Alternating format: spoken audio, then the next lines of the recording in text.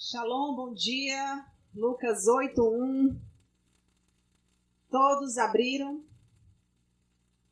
Está escrito assim nessa tradução. Aconteceu depois disso que andava Jesus de cidade em cidade e de aldeia em aldeia, pregando e anunciando o evangelho do reino de Deus. E os 12 iam com ele. Vou repetir.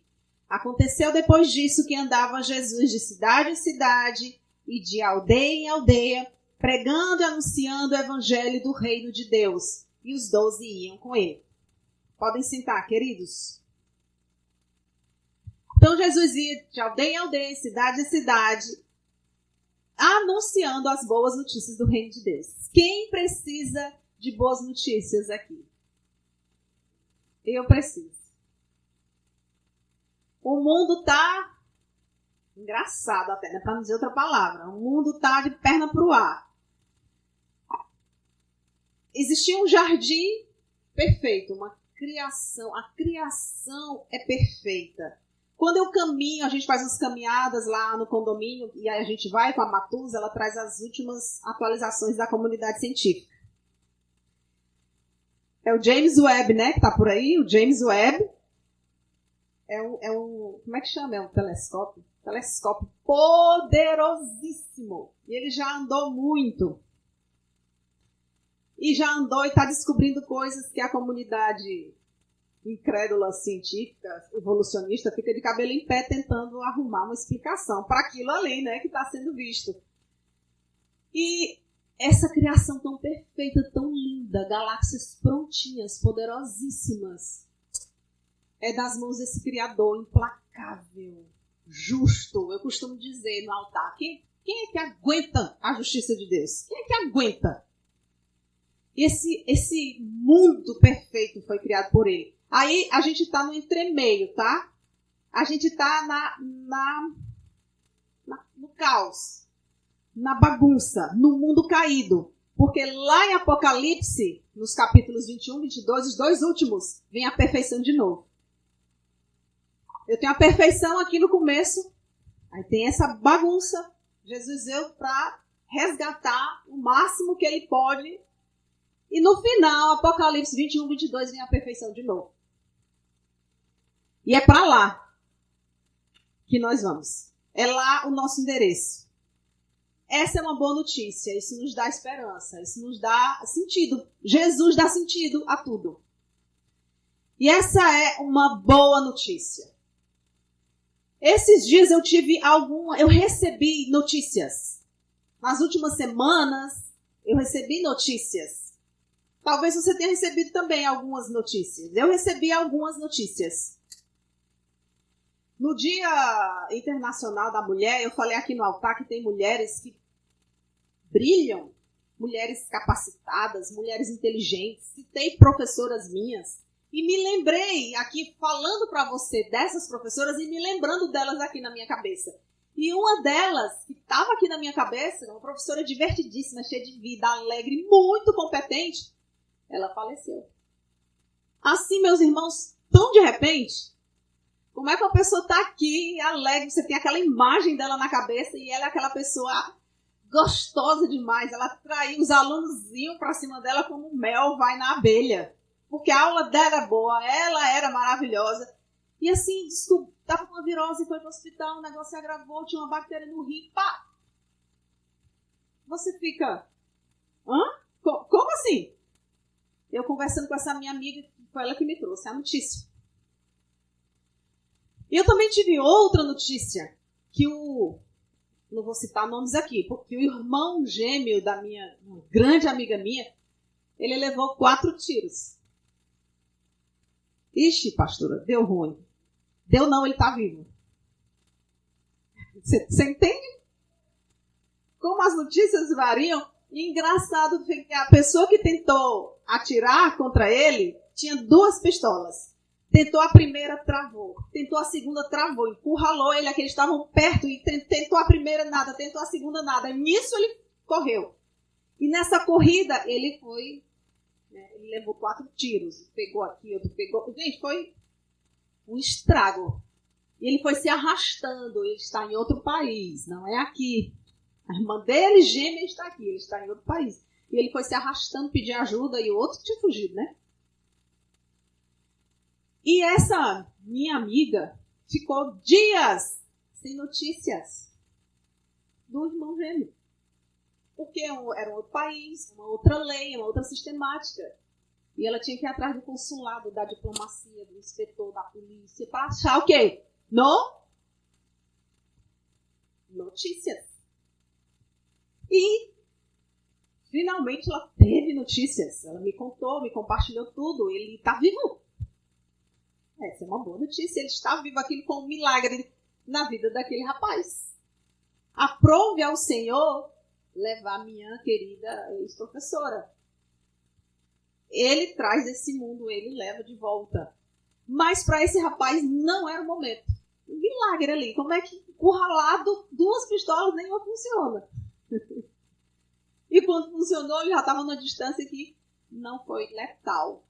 Ele conseguiu se arrastando. Irmãos, coisa de filme, viu? Eu fiquei pensando assim, essas coisas eu tenho que anotar nos meus livros. Notícias variam. E elas chegam assim, em qualquer momento. Elas se surpreendem. Pá! Chegou a notícia. E eu estava vendo aqui uma entrevista de uma escritora americana, Lysa TerKeurst. O último livro dela foi It's Not Supposed to Be This Way. Não é para ser assim. Não é para ser assim. Tem notícias, né, que a gente olha, a gente recebe e diz, não, isso não é para ser assim, isso não é possível.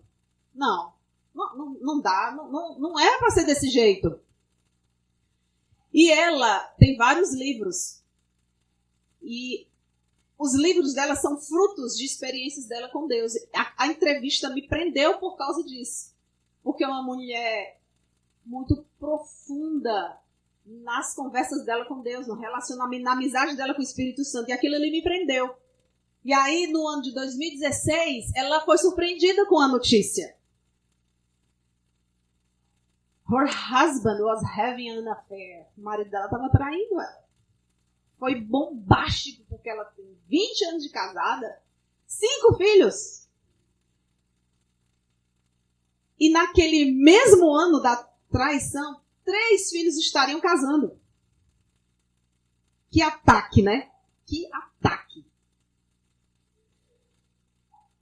E eu já ouvi pessoas dizendo assim, não, se me trair, nunca mais. Não dá, não. Eu já ouvi outras pessoas dizendo, não, eu perdoo. Se meu marido me trair, eu perdoo. E eu disse, não dá mais não.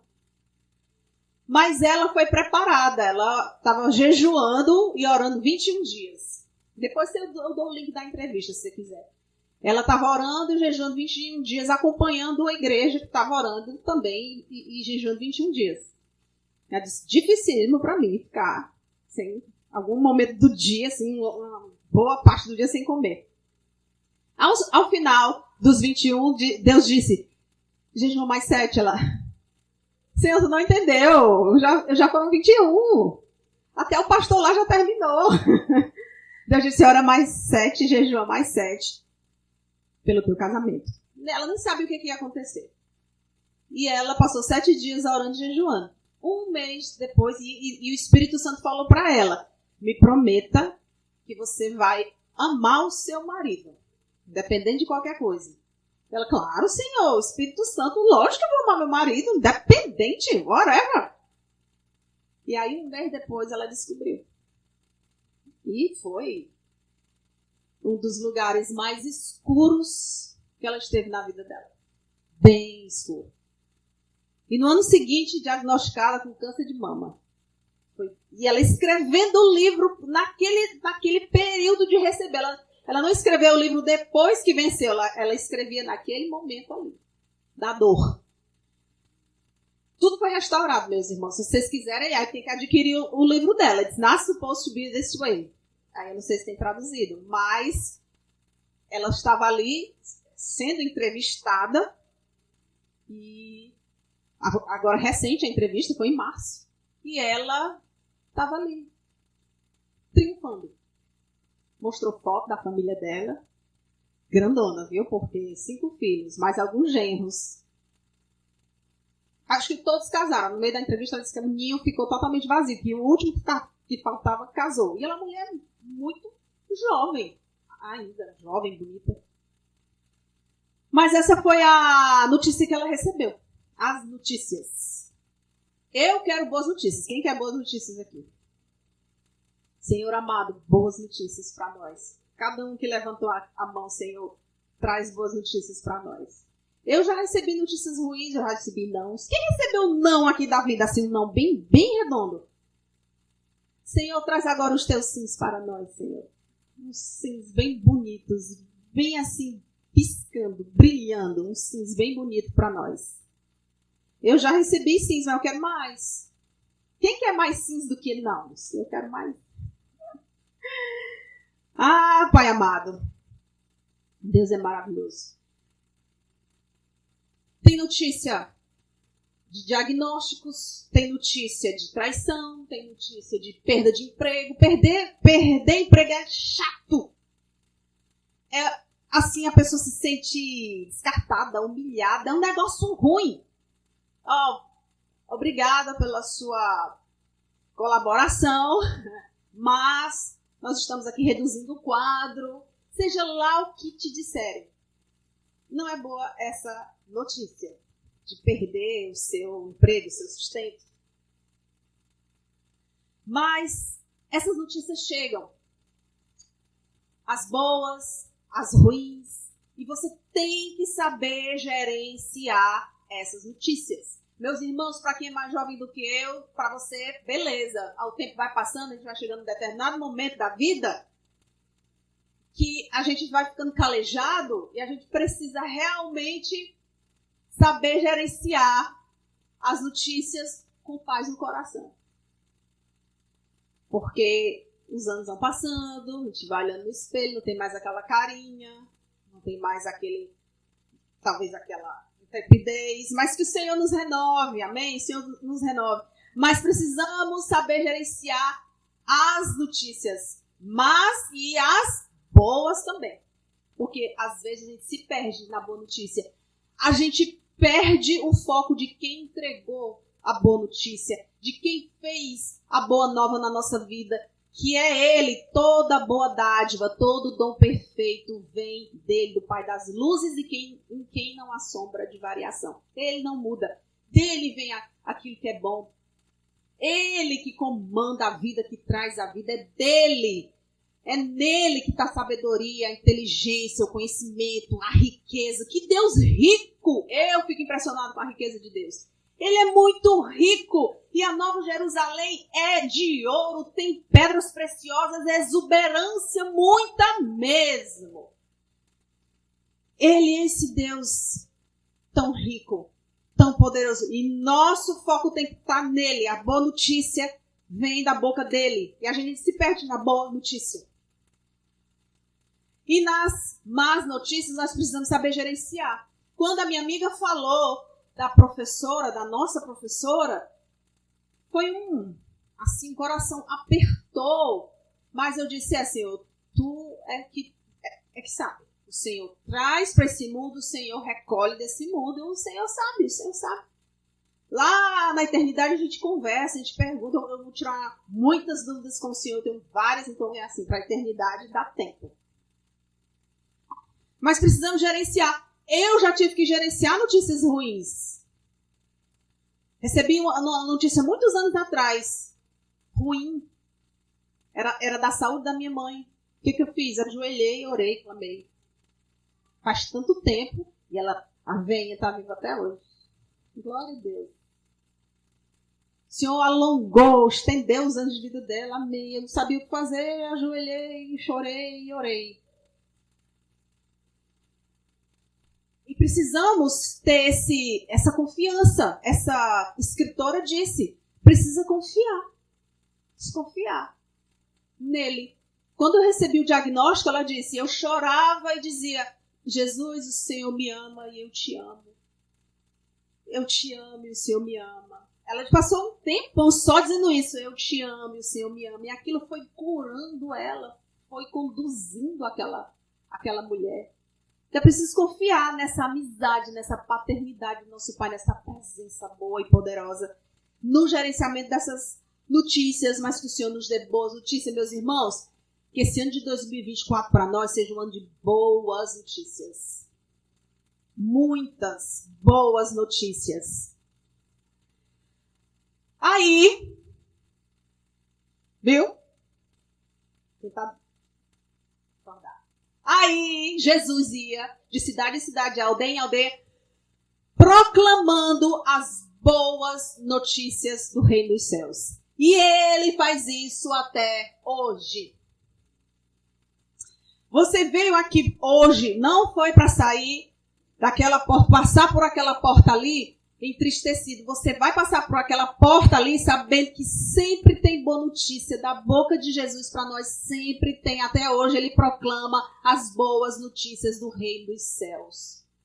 Lá é tudo perfeito. O reino de Deus é exuberante. Está tudo tranquilo lá em cima. E que o Senhor estenda a mão e derrame sobre nós essa sua paz, essa sua exuberância, essa sua luz. E dê clareza aos nossos pensamentos, clareza na nossa caminhada, tranquilidade na nossa alma. Boas notícias. Agora, pastora, me explique essa história de céu e inferno. Jesus é muito claro. Ele é muito claro. Se não andar com ele, vai para o lago de fogo. Estão mentindo, gente? Onde há choro e ranger de dentes. Eita! Meus queridos, eu já ouvi psicólogo renomado falando disso aqui. E dizendo assim, a humanidade está atrás disso aqui. A humanidade quer esse evangelho aqui. Mesmo tendo uma ameaça do inferno, a humanidade quer isso aqui. O homem tem sede disso aqui. Sede disso aqui. Mas tem um inferno e um lago de fogo. Não foi feito para nós. Foi feito para Satanás e os seus anjos. Mas há uma condenação, sim, para aqueles que não andarem nessa palavra aqui. O lugar é terrível. Tem gente que brinca com o inferno achando que vai ter festa, que vai ter... Oh, meu irmão. Como é que você vai estar longe da vida, da própria vida, longe da luz e vai achar festa? Não vai, não. Há choro e ranger de dentes. E o fogo é eterno. E machuca e dói eternamente. Que isso, pastora? A humanidade está atrás disso aqui, ó. A humanidade tem sede disso aqui, mesmo com o inferno incluso.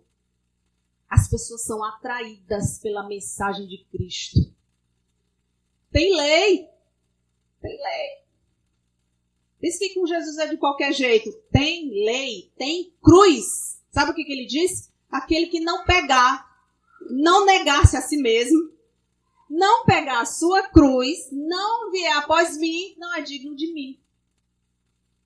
Vou repetir. Quem não negar-se a si mesmo, não pegar a sua cruz, não vier após mim, não é digno de mim. A humanidade quer essa mensagem aqui, viu?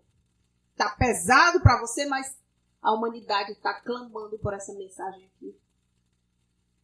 Obediência, arrependimento. Tá tudo aqui nessa palavra. Obediência, a importância de obedecer, a importância de se arrepender. Se arrepender de quê, pastora? Oxe, você então tá igual a Jesus, porque ele é a única pessoa que eu conheço que não pecou. Fora ele, tá todo mundo no mesmo saco. Obediência, sacrifício, arrependimento. Tudo isso aqui é proposta do reino de Deus. É moer a sua alma. Sabe por quê que a humanidade está atrás disso aqui? Porque isso aqui é uma cerca de proteção, meu povo abençoado. É uma cerca de proteção. Eu, Aratuza, eu enxergo assim. Deus me entregou esse entendimento. Aqui é uma cerca de proteção. Se está comigo, está aqui em Cristo, está guardado, está protegido. Tem céu para você. Tem amizade, comunhão. Eu acho lindo o jeito que o apóstolo Paulo fala. Ele diz que ele é escravo de Cristo. Prisioneiro de Cristo. Essa é uma das mais fortes que eu vi. Eu, Paulo, prisioneiro de Cristo. Sou fã de Paulo, né? Todo mundo fica assim, encantado com Paulo. Sou prisioneiro de Cristo. Eu, Aratusa, já fiz várias vezes essa oração. Senhor, a minha mente é tua escrava. A minha mente, olha, tá aqui, eu deixo na tua mão, é tua escrava. Prefiro, meus irmãos, olha, 1000 vezes minha mente escrava de Cristo do que perambolando por aí. Bebendo, vendo, pensando, bebendo de pensamentos, de coisas que vão matá-la. Então deixa que Cristo resolve, deixa a minha mente com Ele, escrava dele, amarrada a Ele. É o melhor lugar onde a mente de alguém pode estar. É nas mãos, nos braços, no laço de Cristo. Por isso que Paulo dizia, Paulo, eu sou Paulo, prisioneiro de Cristo. É a lógica do reino dos céus. É a lógica do reino dos céus. Tem gente que acha que o reino dos céus vai prender nesse sentido de, pronto, eu vou sempre ser infeliz. Quem prende é o mundo. Uma falsa luz, uma falsa liberdade é o mundo. Mas vamos avançar mais um pouco, você vai já ficar mais feliz. Abra em Mateus 13. Matthew 13. Mateus 13, 44. Olha que maravilha.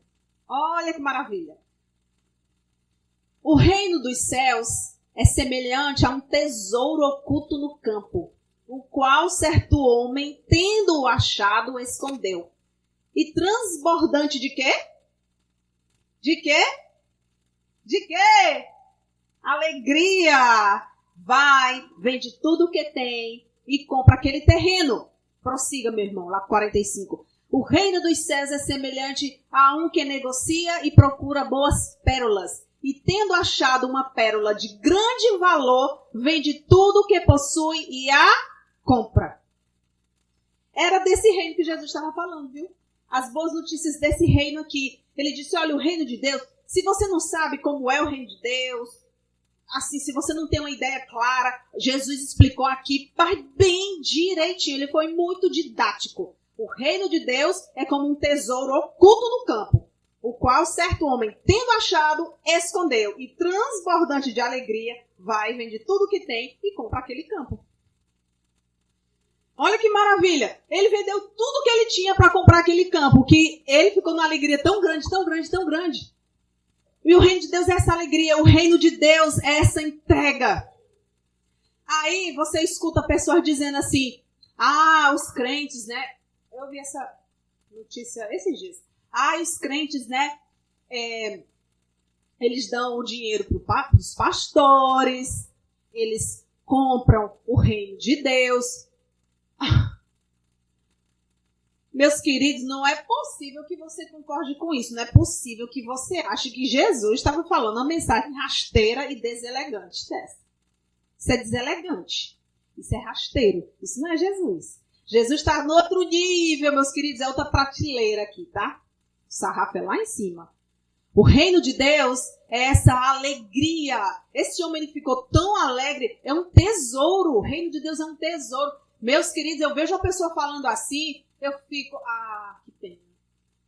Aquilo que o reino de Deus é para mim, a libertação, a alegria, a força de Deus, a presença de Deus em mim, e isso não tem como mensurar, isso não tem como, às vezes, até explicar o que o reino de Deus faz em mim, o que ele é para mim, o sentido que ele dá à vida de qualquer pessoa. É como esse tesouro. E ele ficou tão alegre, ele ficou tão feliz, ele vendeu tudo que ele tinha. O que é isso? É entrega. É entrega do teu coração, entrega da tua vida. Sabe o que é isso? É estilo de vida. Estilo de vida. É uma pessoa que anda no reino, ela tem um outro estilo de vida. Olha, eu vi sobre um homem de negócios, rico, e ele não fechava negócio sem ir lá no quarto dele. Ele tinha um quarto específico na casa dele. Ele entrava para orar sobre o negócio que ele ia fazer. Às vezes, meus irmãos, ele orava um dia. No outro dia ele ia de novo. Terceiro dia ele ia de novo. Ele só saía do quarto quando ele tinha uma direção do Espírito Santo. O pastor nunca perdeu em negócio nenhum. Mas é uma pessoa que tem um estilo de vida. É o estilo dele, A vida dele é assim. Ele gosta de fazer isso, ele entende que ele precisa fazer isso. Vai lá, ora, e quando ele recebe a direção, aí ele vai e fecha um negócio. Isso é reino de Deus na vida da pessoa. Conheço também de uma juíza, que todas as vezes que ela ia para o tribunal, ela orava. Ela entregava aquela causa, realmente aquela causa judicial, aquele julgamento ela entregava a Deus, ela orava e ela ia atuar como juíza. É um estilo de vida. É reino de Deus. Então o reino de Deus é comparado a isso. A esse tesouro, ele ficou tão feliz, ele ficou tão feliz. Se alguém fosse entrevistar esse homem e dizer, o que você encontrou? Eu encontrei a coisa mais impressionante, mais empolgante da minha vida. E é assim que eu vejo o reino de Deus.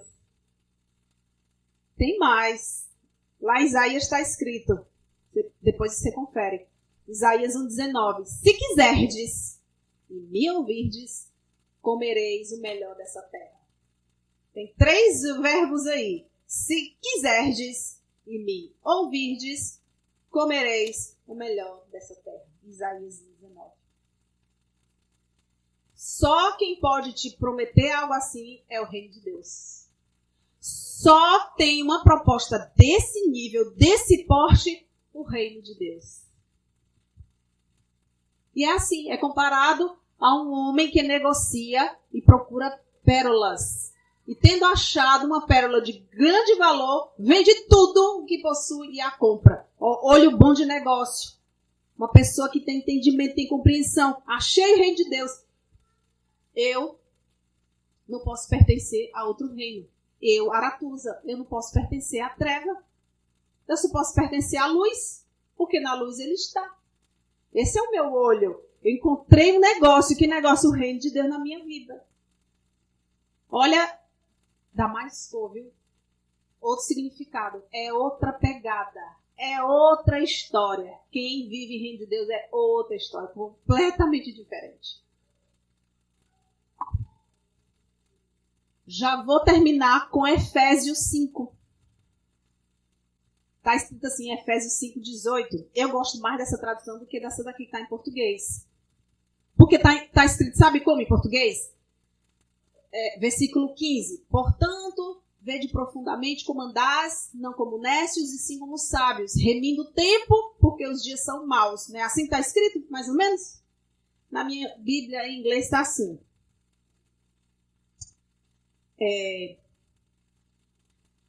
Tenham cuidado, né, como vivem.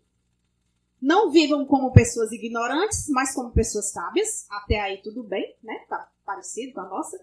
Aí no verso 6 diz assim: Make good use of every opportunity you have, because these are evil days. Faça uso de toda oportunidade que você tem, porque os dias são maus. Faça bom uso de toda oportunidade que você tem, porque os dias são maus. Não é interessante essa tradução? Gostei mais dessa. King James também, né?